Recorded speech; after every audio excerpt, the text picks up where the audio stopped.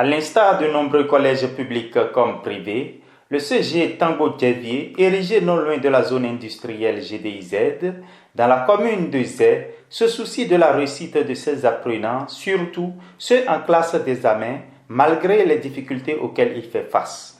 Le candidat au baccalauréat C, Paten Beto, du dit établissement nous révèle ici sa stratégie pour faire bonne figure. Par rapport à la préparation pour les examens, je traite d'énormes preuves.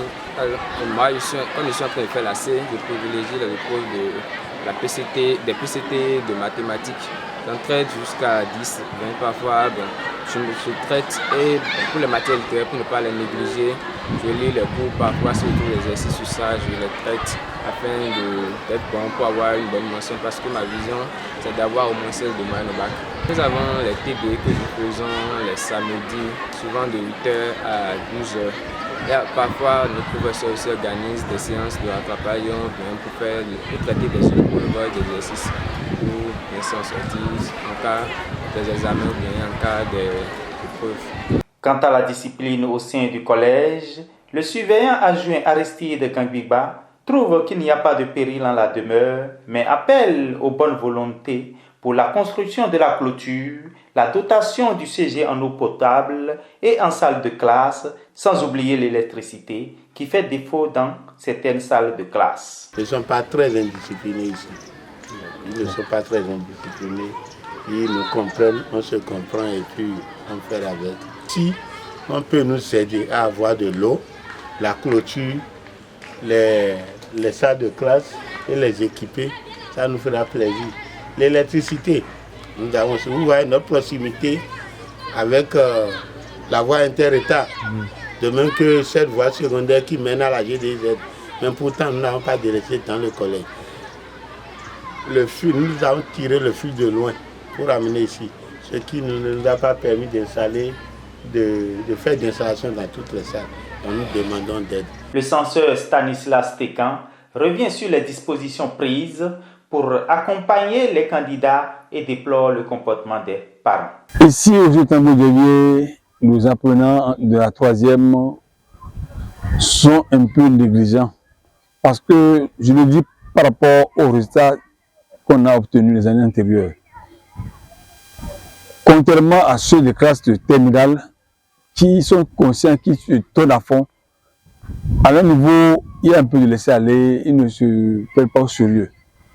Pour cela, nous avons décidé de commencer très tôt les travaux dirigés. Si bien que déjà, au début novembre, on a commencé déjà par faire les TD. Le semaine passé, c'était la 10e séance de TD qu'on a organisée au CG. 10e séance de TD. C'est ça qu'on a organisé le samedi dernier. Ça veut dire qu'on a à cœur la réussite de nos apprenants. Malheureusement, nous avons des parents qui ne veulent pas comprendre le bien fondé des TD. On te dit que l'État a mis les moyens. On a mis des millions à la disposition des professeurs. Et le TD est organisé à l'intention de vos enfants, gratuitement. L'enfant n'aura qu'à faire des photocopies de plus 50 francs pour suivre. Malgré ça, il y a des permissions par-ci par-là, des parents qui viennent dire qu'ils ont des activités parallèles de ci par-là, ou bien carrément l'enfant nous dit rien, il manque. C'est parce qu'on a mis sur pied un comité qui les renvoie systématiquement le lundi, que ces parents-là viennent tout le temps nous perturber pour dire qu'il y a des activités parallèles, ceci, cela, il y a ceci, et puis les enfants ne suivent pas comme on le veut les TD.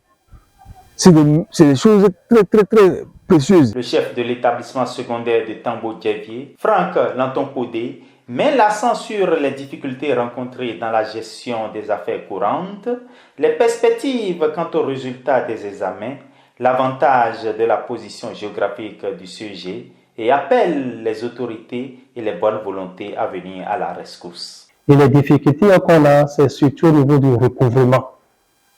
Les enfants, les parents ne veulent pas payer la contribution. Si bien que l'année passée, j'avais eu de sérieux problèmes. Par rapport aux élèves, sans vous mentir, les élèves du second cycle, c'est-à-dire ceux de la terminale, ils sont conscients. Ils sont quand même très conscients parce que cette année, on a reçu la lettre de félicitations signée par le ministre Véronique Trinfordé. C'est un établissement qui a d'avenir à cause de la zone industrielle. Parce que chaque année, l'effectif augmente, l'effectif monte.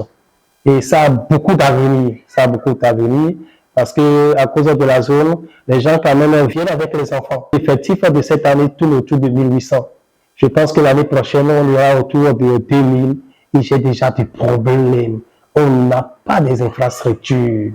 Comment faire pour accueillir maintenant ces apprenants? Je suis en train de réfléchir parce que c'est un collège qui a des dettes.